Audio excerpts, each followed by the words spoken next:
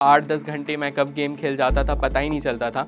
और मैं उस टाइम पे ऐसा लगता था कि गेम ही सब कुछ है। मैंने एक बार टेस्ट दिया, तो मेरे टेस्ट में जब ख़राब मार्क्स आए और जो मेरे से वीक हुआ करते थे स्टूडेंट, उनके जो अच्छे स्कोर आए, तो मेरे को देख के लगा कि नहीं, मैंने कुछ गलत ट्रैक चूज़ किया है। मैं अपने मार्क्स से सैटिस्फाइड नहीं था, क्योंकि मेरे को हमेशा से लगता था कि मेरे को एक अच्छा कॉलेज चाहिए, एम्स चाहिए। पेपर दिया तो मेरे 526 ही मार्क्स आए। फिर मैंने आपने अक्सर यूट्यूब पे कंटेंट देखा होगा कि dropper never be a topper, और काफ़ी लोगों के मुंह से सुना होगा कि ड्रॉपर कभी भी टॉपर नहीं बनते। मैंने ड्रॉपर से टॉपर बनने तक का सफ़र तय किया। Hello everyone, myself Tathagat Avatar and I secured all India rank 34 in NEET UG 2024। तो मेरा जन्म बिहार के एक मधुबनी ज़िले के अंधराठाड़ी गांव में हुआ था, और मैंने अपनी स्कूलिंग 6th तक की स्कूलिंग अपने मधुबनी से ही किया था। बट आफ्टर मैं 6th के बाद मैं पटना जाता हूँ स्कूलिंग के लिए। और एक टाइम आया था जब मैं बिहार बोर्ड से सीबीएसई में कन्वर्ट हुआ था 6 से 7 में। तो वहाँ पे एक एंट्रेंस होता है एग्ज़ाम स्कूल में एडमिशन के लिए, और वहाँ पे उसकी प्रिंसिपल जो थी वो मेरे ख़राब मार्क्स आने की वजह से एंट्रेंस में उन्होंने मेरा एडमिशन लेने से मना कर दिया था, क्योंकि उन्होंने मेरे से लिविंग और नॉन लिविंग का मतलब पूछा था। बट उस टाइम पे मेरे को इंग्लिश इतनी कमज़ोर थी कि मेरे को लिविंग एंड नॉन लिविंग का मतलब ही नहीं पता था।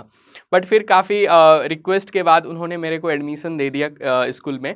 और मैंने फिर मेरे को थोड़ा सा अंदर से गिल्ट सा भी हुआ कि अच्छा करना है स्कूल में, क्योंकि ये इज़्ज़त की सवाल है। तो मैंने काफ़ी मेहनत किया स्कूल में। 7th 8 मेरे काफ़ी अच्छे जा रहे थे। मैंने काफ़ी 1 साल में ही काफ़ी चीज़ों को कवर किया, और मैं वहाँ तक पहुँच गया था, मतलब काफ़ी अच्छा स्टूडेंट्स में गिनने लग गया था। बट वो होता है कि एक बार ऐसा आता है आपके फेज़ में, वही एक टाइम होता है जब आपका टीनेज स्टार्ट होता है, और अलग-अलग तरह के आपके लाइफ में डिस्ट्रैक्शंस आते हैं। तो मैं भी ऐसे ही चीज़ों को लेके लव सब के चक्कर में डिस्ट्रैक्ट हो गया था, फ्रेंडशिप वगैरह के चक्कर में। 9th 10th में जाते-जाते मैं बुरा स्टूडेंट्स हो गया था, क्योंकि मेरे हरकतों के वजह से और मैं जो करता था स्कूल में उसके वजह से, और मैं पढ़ाई भी ठीक से नहीं करता था। बट आफ्टर जब 10th ख़त्म हुआ और जब लगा कि चीज़ें परमानेंट नहीं होती है, चीज़ें एक ना एक दिन आपको कोई ना कोई इंसान, हर कोई आपके लाइफ में परमानेंट नहीं होता है, और एक ना एक टाइम आता है जो आपको छोड़ के चले जाते हैं। तो फिर मेरे को ऐसा रियलाइज़ हुआ कि नहीं, चीज़ें मैंने बहुत ख़राब की है, तो ये मेरा है कि मैं इन चीज़ों को ठीक भी करूँ। तो 10th के बाद मैंने मेक श्योर किया कि नहीं, यहाँ से मैं मेहनत करूँगा और पूरी जान लगा के मैं नीट क्लियर करूँगा।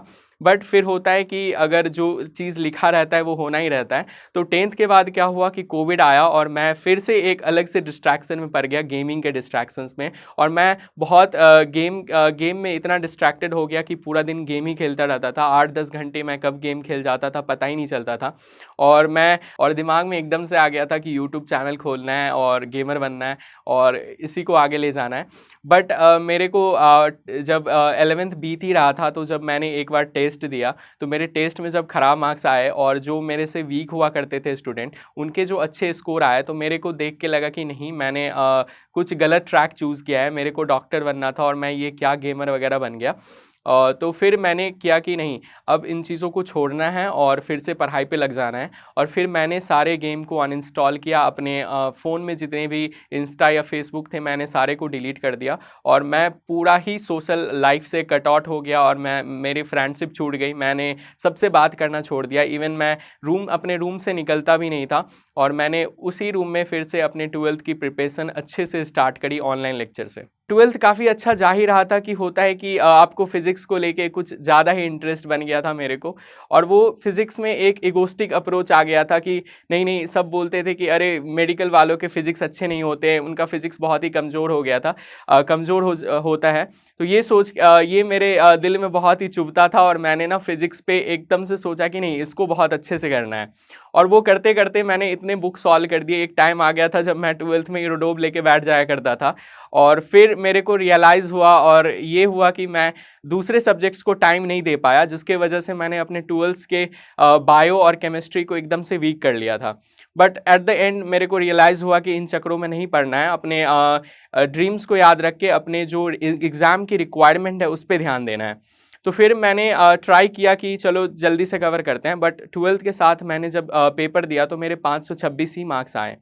फिर मैंने अपने आप को समझाया कि चलो ये तो 1 ही साल मैंने तैयारी की, 2 साल लोग करते हैं, तो फिर हम एक बार फिर से ड्रॉप लेते हैं। और फिर जब मैंने ड्रॉप लिया फर्स्ट और मैंने यकीन बैच से ऑनलाइन पढ़ाई करने का सोचा, तो मेरे उस फर्स्ट ड्रॉप में जो है 611 मार्क्स आए। बट मैं अपने मार्क्स से सैटिस्फाइड नहीं था, क्योंकि मेरे को हमेशा से लगता था कि मेरे को एक अच्छा कॉलेज चाहिए, एम्स चाहिए, और मैं एम्स में हमेशा से ही पढ़ना चाहता था। तो मैंने वैसे तो एडमिशन मेरे को मिल रहा था गवर्नमेंट कॉलेज में, बट मैंने अपने घर वालों को काफ़ी समझाया कि वो मेरे को एक और ड्रॉप दे दें। जो रिलेटिव्स होते हैं या आपके आस-पास पड़ोस के लोग होते हैं, वो कभी आपको इस स्कोर पे ऐसे बोलते कि कॉलेज तो ले ही लो, मेडिकल कॉलेज नहीं छोड़ना चाहिए, घर आए लक्ष्मी को इग्नोर नहीं करना चाहिए। लोग बहुत ही फ़ोर्सफुली करते थे। एक टाइम आया था जब पेरेंट्स भी नहीं मान रहे थे कि नहीं कॉलेज ले ही लेना है। बट मैंने उनको काफ़ी समझाया और उनको बोला कि नहीं, आप मेरे को एक मौका दे दो, मेरे पे काफ़ी आप ट्रस्ट रखो, मैं इस मौके को ज़ाया नहीं जाने दूँगा। और फाइनली मैंने इस अटेम्प्ट में मैंने उनको करके दिखाया विद 715 स्कोर और ऑल इंडिया रैंक 34। बेसिकली मैंने जो लास्ट अटेम्प्ट में मेरे जो अच्छे स्कोर आने का वो रीज़न है, सबसे बड़ा रीज़न मैं टेस्ट को देना चाहूँगा, क्योंकि टेस्ट वो चीज़ है जो आपके मिस्टेक्स को आपको दिखाते हैं कि आप कहाँ पे लैग कर रहे हैं। और मेरे को जो मेन इशू था सेकेंड अटेम्प्ट में, मैंने देखा कि मेरे स्कोर जो कट रहे थे वो कहीं ना कहीं मेरे एक्यूरेसी और मेरे टाइम मैनेजमेंट को लेके हो रहा था। तो मैंने मेक श्योर किया कि अगर लास्ट ड्रॉप ले रहे हैं तो उसमें मैं अपने टाइम लिमिट करके चीज़ों को करूँ और ज़्यादा से ज़्यादा टेस्ट की प्रैक्टिस करूँ। तो मैंने लगभग ऑलमोस्ट इस साल हंड्रेड्स ऑफ टेस्ट दिए, ताकि मैं अपने टाइम मैनेजमेंट को ठीक कर पाऊँ और अपने एक्यूरेसी को बढ़ा पाऊँ। और एक टाइम आ गया था जब मैं पेपर को 3 घंटे 20 मिनट वाले पेपर को मैं ढाई घंटे में कंप्लीट कर लेता था। और यही एक रीज़न है जो कि मेरा इस साल अच्छा स्कोर आए, क्योंकि हर किसी को कंसेप्ट्स थ्योरीज आते ही रहते हैं। सबसे बड़ा प्रॉब्लम होता है कि वो सही टाइम पे सही चीज़ों का जवाब नहीं कर पाते हैं। और नीट जैसे एग्ज़ाम में यही आपको टेस्ट किया जाता है कि 3 घंटे 20 मिनट के अंदर में वो 200 क्वेश्चंस कौन अटेम्प्ट कर पाते हैं, वही इस गेम का विनर होता है। मेरा डेली रूटीन होता था, मैं बेसिकली सुबह को उठना प्रेफर करता था, और मैं कहूँगा कि सुबह को उठना ही प्रेफर करना चाहिए, क्योंकि ये नहीं है कि आप अगर रात में पढ़ते हो या सुबह में पढ़ते हो तो आप अच्छा प्रोडक्टिव, इसके लिए नहीं कह रहा हूँ। अगर आप सुबह उठते हो तो आपका मेटाबॉलिज्म सही चलता है और आप हेल्दी रहते हो। तो मेरा सारे एस्पिरेंट्स से सजेशन रहेगा कि आप सुबह को उठना प्रेफर करें, और मैं भी मेरा भी डेली रूटीन कुछ सुबह के तरह ही था। मैं कम से कम ऑलमोस्ट 5 साढ़े 5 बजे उठ जाया करता था और मैं 7 बजे बैठता था पढ़ने के लिए। उसके बाद मैं 1 या डेढ़ घंटे पढ़ाई करता था, उसके बाद मेरी ऑनलाइन क्लासेस होती थी, और 9 से मेरे को क्लास लेते लेते 4 बज जाते थे। और उसके बाद मैं 6 घंटे की सेल्फ स्टडी करता था। और सेल्फ स्टडी में मैं ऐसे मेंटेन करता था कि मैं 2-2 घंटे सारे सब्जेक्ट्स को दे पाऊँ। और मैं उसमें ये भी करता था कि 1 घंटे मैं जो कंटेंट चल रहे हैं, जो हमारे कंटेंट रनिंग कंटेंट हैं उन पे दूँ, और साथ ही साथ मैं पुराने वाले को रिवाइज़ कर पाऊँ। क्योंकि एक रिवीजन ही है जो आपको परफेक्शन के रास्ते पे ले जाता है, और रिवीजन ही है जो आपको यहाँ तक पहुँचाएगा। जो रिवीजन, वो कहते हैं ना, practice makes a man perfect. तो आप जितना ज़्यादा प्रैक्टिस करोगे, चीज़ों को याद करोगे, जितना आप लर्न करोगे, उतना ही आपके वो फिंगर टिप्स पे आएगा। इसीलिए मेक श्योर करिए जितना आप रनिंग कंटेंट्स को दे रहे हैं, उतना ही आप पुराने पढ़े हुए कंटेंट्स को भी उतना ही ध्यान दें, और वो बहुत ही नेसेसरी है इस एग्ज़ाम को क्रैक करने के लिए। मेरे को सबसे ज़्यादा इशू फिज़िक्स से ज़्यादा केमिस्ट्री और बायो में ही रहा है। तो मैंने स्पेशली केमिस्ट्री में मेरे इनऑर्गेनिक ऑर्गेनिक प्रॉब्लम आता था, क्योंकि मेरे को लर्न करना अच्छा नहीं लगता था, हमेशा से ही अवॉइड करता था चीज़ों को। तो मैं इनऑर्गेनिक में मेरे को ये रहा कि इससे जितना ही कम में इसको कंप्लीट कर लिया जाए वही सही रहेगा। और मेरे को अभी के टाइम पे सबसे सही जो लगता है इनऑर्गेनिक या केमिस्ट्री को ठीक करने का, वो एनसीईआरटी है। अगर आपको इनऑर्गेनिक ऑर्गेनिक अच्छा करना है तो उनके सारे आप एनसीईआरटी के इनऑर्गेनिक में स्पेशली आप सारे चैप्टर्स को पढ़ें, डीपली पढ़ें, जितना टाइम्स आप उसको रिवाइज कर पाएँ करें। और ऑर्गेनिक ऐसा है कि आपको उसमें theoretical part and numerical part दोनों हो जाते हैं। उसके लिए आप क्या करें कि पहले तो एनसीईआरटी को पहले आप अपने उसमें जो भी रिएक्शन दिए हुए हैं सारे याद करें, और उसके बाद उसमें इन टेक्स्ट क्वेश्चन जो दिए हुए हैं और जो उसमें बनाने वाले प्रोडक्ट्स होते हैं, वो सारे आप एनसीईआरटी का अगर करते हो तो आपके कंसेप्ट्स काफ़ी बिल्ड होंगे, और जो भी आप मॉड्यूल्स या बुक्स बनाओगे वो आपको बहुत ही मदद करेगा उसको करने में। और बेसिकली बायो का जो रहा, तो बायो में मेरे को जो लगता है कि बायो के लिए तो एनसीईआरटी बाइबल है। अगर आप बायो को फॉलो करना चाहते हैं तो एक बार आप लेक्चर से या किसी भी नोट से पढ़ो। पहले आप अपने कंसेप्ट्स को स्ट्रॉन्ग करो और कंसेप्ट्स को स्ट्रॉन्ग करने के बाद आप एनसीईआरटी पे जाओ। एनसीईआरटी को आप जितना टाइम पढ़ पाओ उतना सही है, क्योंकि अगर आपको एनसीईआरटी की लाइन याद रहेगी, क्योंकि एग्जाम में सीधे लाइन से क्वेश्चन पूछा जाता है, तो कंसेप्ट्स बिल्ड करने के बाद जरूरी है कि आपको सारे एनसीईआरटी के लाइन याद होने चाहिए, क्योंकि वो आपके स्पीड को बढ़ाएगा। अगर लाइन याद रहेगा तो वो एग्जाम में डायरेक्ट आपके दिमाग पे हिट करेगा, अरे यार ये मैंने तो लाइन पढ़ी थी, और आप क्वेश्चन को जो आपको हो सकता है 30 सेकंड में सॉल्व करने वाले हो, वो शायद आप 20 सेकंड या 10 सेकंड में ही सॉल्व कर जाओ। मेरा नोट्स बनाने का जो स्कीम था, मैं लेक्चर के साथ ही नोट्स बनाना प्रेफर करता था, क्योंकि मेरे को लगता है कि अगर आप लेक्चर देखने के बाद उसमें 2-3 घंटा आप नोट्स बनाने में लगाते हो तो वो एकदम ही वेस्टेज ऑफ टाइम है। और ऐसा नहीं कि अगर आप ऑफलाइन पढ़ते हो तो एक बार रफ कॉपी में लिख रहे हो यार, फिर उसको फिर जाके फेयर कर रहे हो,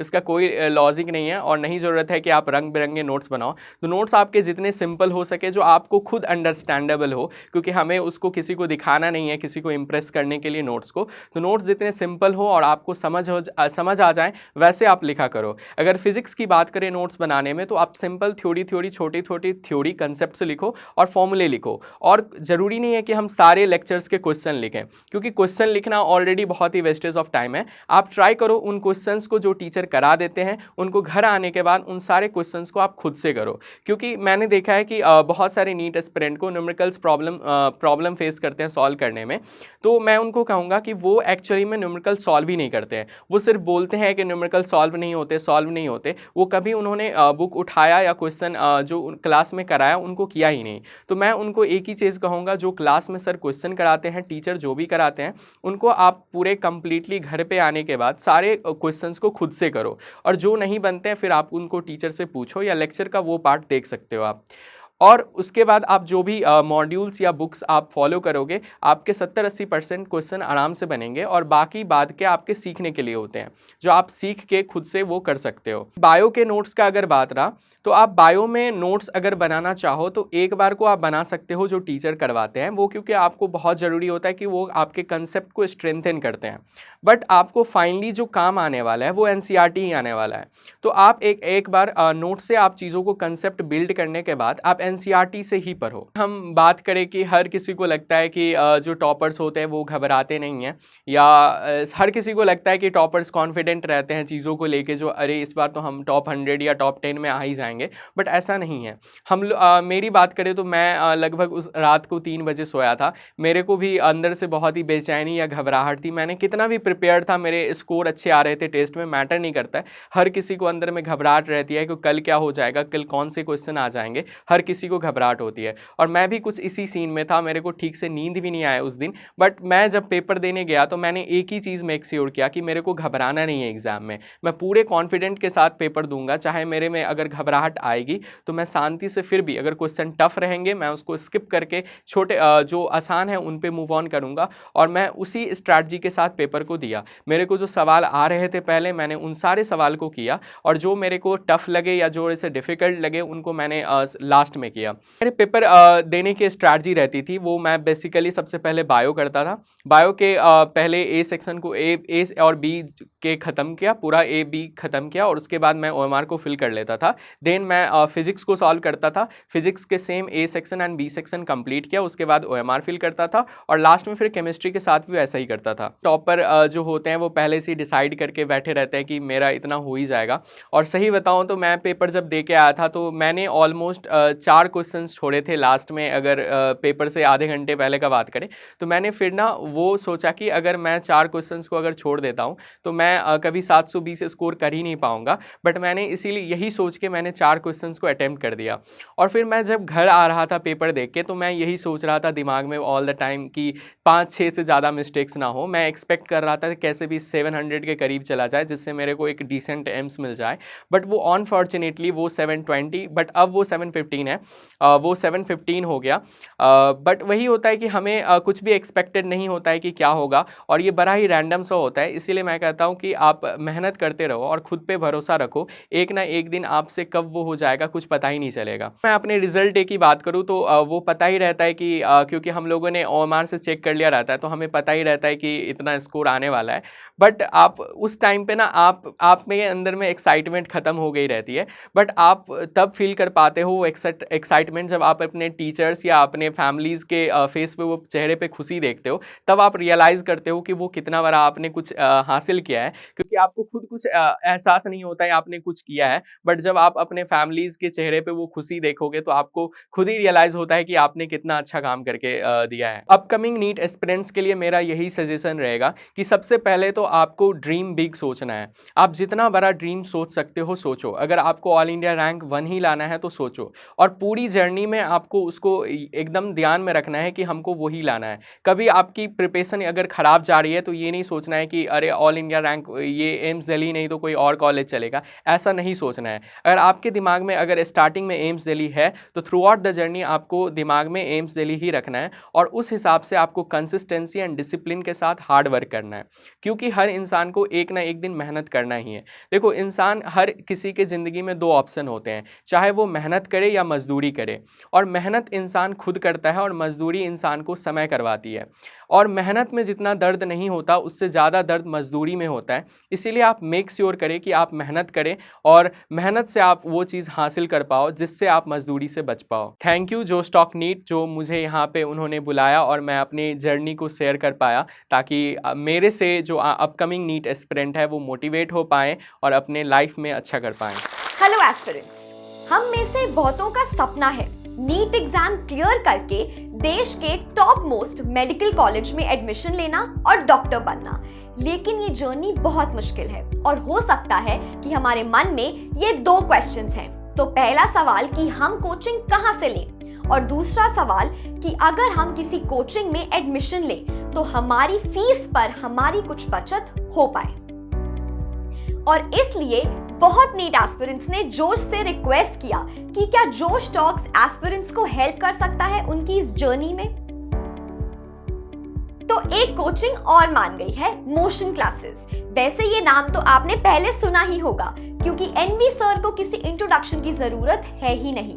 तो मोशन क्लासेस अब हमें कांटेक्ट करेंगी और हमारे क्वेश्चंस को आंसर करने में हेल्प करेंगी। हम घर बैठे मोशन से अपने सारे डाउट्स पूछ सकते हैं, और हाँ, हम यहाँ एडमिशन भी ले सकते हैं। ये बहुत वैल्यूएबल हेल्प होगी उन सारे ही एस्पिरेंट्स के लिए जिन्हें काफी डाउट है कि कौन से कोर्स में एडमिशंस लेकर मेरी नीट की जर्नी को आसान बनाया जा सके।